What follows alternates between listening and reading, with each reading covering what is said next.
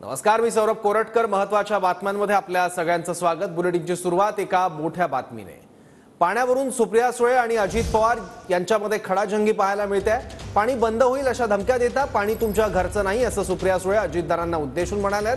कुणी माईका लाल जन्माला नाही जो दौंड इंदापूर बारामतीचं पाणी बंद करू शकेल असं सुप्रिया सुळे यांनी म्हटलंय.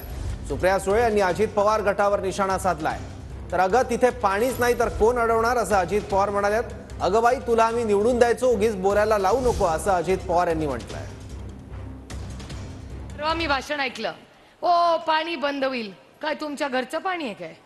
कोण मायका लाल जन्माला नाही आला जो दौंड इंदापूर बारामतीचं पाणी बंद करू शकेल?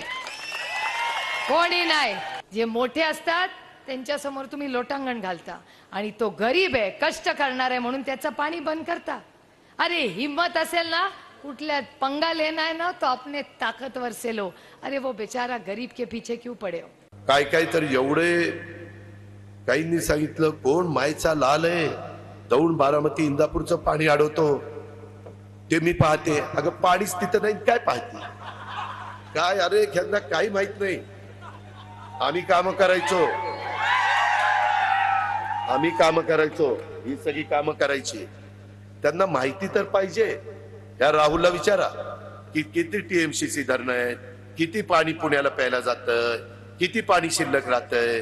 अरे पाणी शिल्लक राहिलेलं नाही तर कोण मायेचा लाल बघणार आणि कोण अडवतोय? अगं बाई, तुला आम्ही निवडून द्यायचो. आम्ही त्या ठिकाणी उगीच मला बोलायला लावू नका. मी ठरवलेलं आहे त्या भावकीवर बोलायचंच.